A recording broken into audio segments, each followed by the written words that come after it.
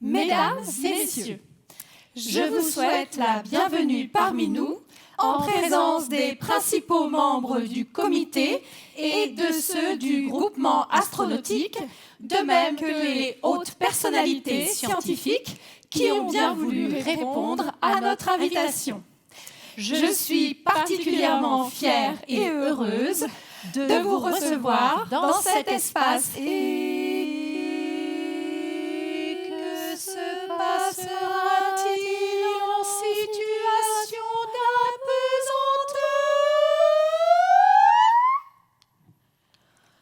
Aujourd'hui, nous vous voyons tous vivants, pleins de ressorts, progressant sur toute la ligne, au point que vous êtes tout prêts d'envoyer des vôtres dans la Lune et de les faire revenir sains et saufs sur Terre. Une colonie spatiale de 10 000 résidents, logés dans des résidences de haut standing, au milieu de paysages vierges de toute pollution, énergie solaire et exploitation des minerais extraits de la Lune et des astéroïdes. Le monde extraterrestre est enfin à notre portée. Les montagnes de la Lune se déploient devant nos yeux. Nous sommes nous-mêmes devenus des extraterrestres, habitants de la Lune, qui admirent l'éclair. Nous nous sommes élancés dans l'espace à bord d'un véhicule imaginaire pour fouler le sol de la Lune, en pénétrer les crevasses, les cratères et les chemins biscornus. Les chemins biscornus.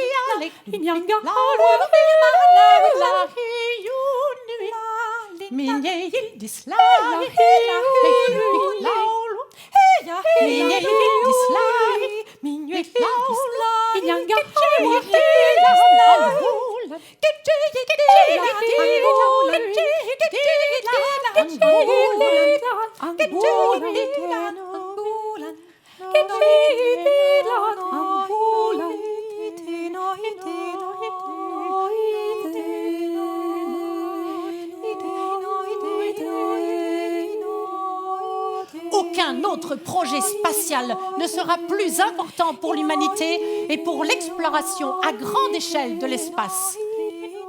Aucun ne sera plus difficile ou plus cher à accomplir. Nous proposons, pour ce vol audacieux, d'accélérer le développement d'un vaisseau adapté. Nous proposons de développer de nouveaux propulseurs plus grands qu'aucun jamais conçus. Accélérer et amplifier. Jusqu'à atteindre un cap supérieur. Plus haut. Toujours plus haut. Plus haut, plus haut, plus haut, plus haut, plus haut, plus haut, plus haut, plus haut, plus haut, plus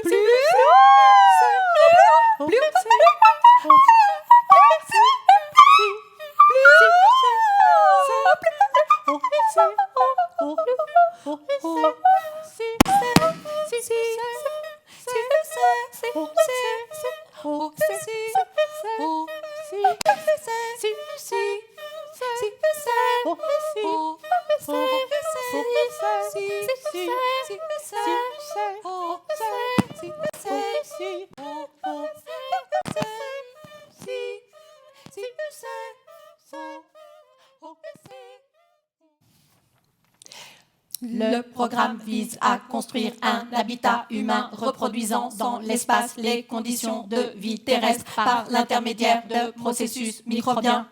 La nouvelle étape de colonisation de l'espace permettra aux humains de s'affranchir des limites terrestres et de leur dépendance vis-à-vis de la biodiversité. En effet, en invisibilisant les pratiques de défécation à l'air libre, le projet de colonisation excrémentale porté par l'Occident a abouti à une proximité paradoxale entre les lieux où les humains vivent, mangent et défèquent. En introduisant une proximité entre l'équipage et ses déchets, le projet exige un niveau sans précédent de disciplinarisation des pratiques et des flux d'excréments. Au cœur du projet, on retrouve bien sûr le rêve de production sans déchets et d'expansion sans limite, ainsi que l'espoir de progrès technoscientifique ouvrant enfin à la possibilité d'une consommation et d'une abondance illimitée et sans culpabilité. Éléments solides qui supportent les êtres vivants et leurs ouvrages, et où poussent les végétaux. Éléments solides qui supportent les êtres vivants et leurs ouvrages, et où poussent les végétaux.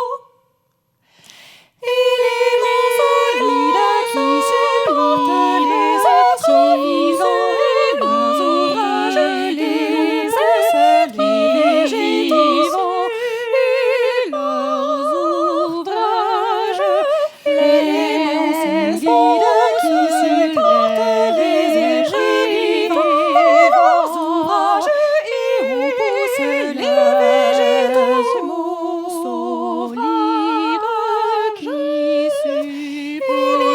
solides qui supportent les êtres vivants et leurs ouvrages, et où poussent les végétaux.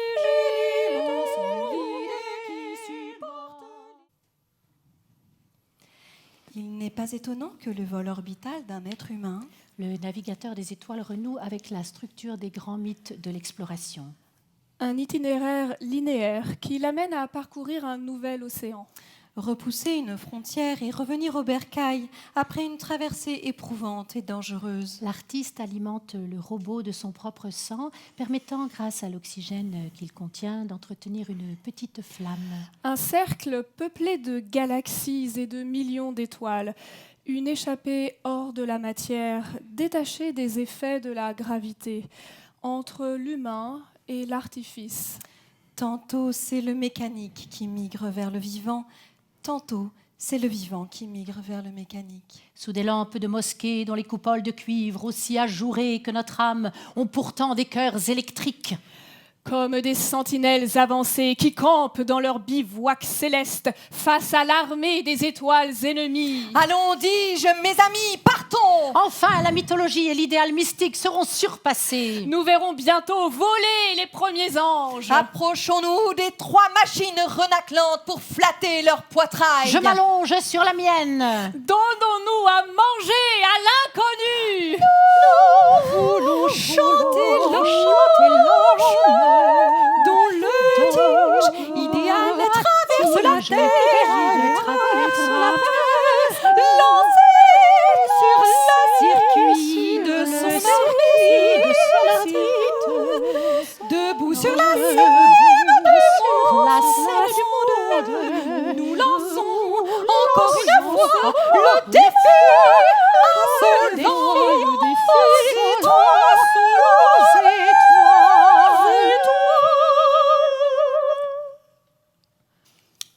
On peut s'élever dans les airs en dépendant simplement d'une différence de température de 2 degrés entre 2 masses d'air. Une fois gonflés d'air, nous serons capables de nous élever dans le ciel et de flotter uniquement par l'action du soleil qui réchauffe l'air que nous contenons. Animal fabuleux, nous flotterons alors en suivant les courants aériens. Enlace, Balance, soulève et lance.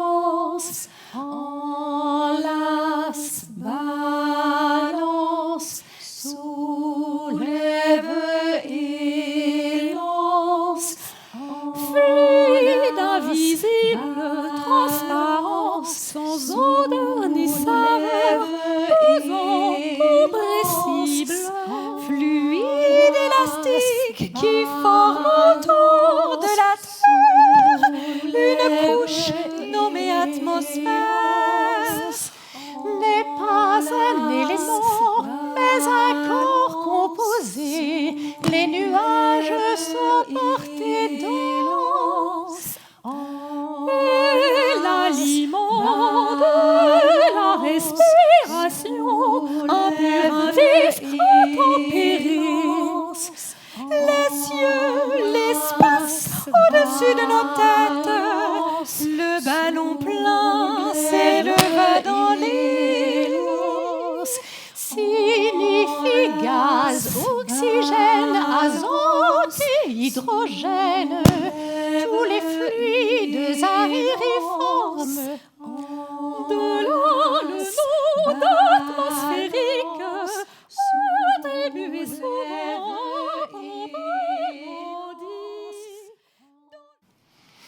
Et maintenant, à chacune et chacun d'entre vous, j'exprime mes meilleurs souhaits pour sa vie, pour celle des siens et pour celle de sa planète.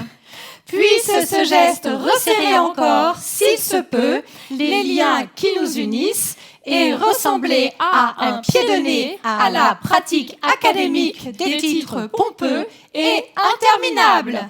Je vous remercie de votre aimable attention.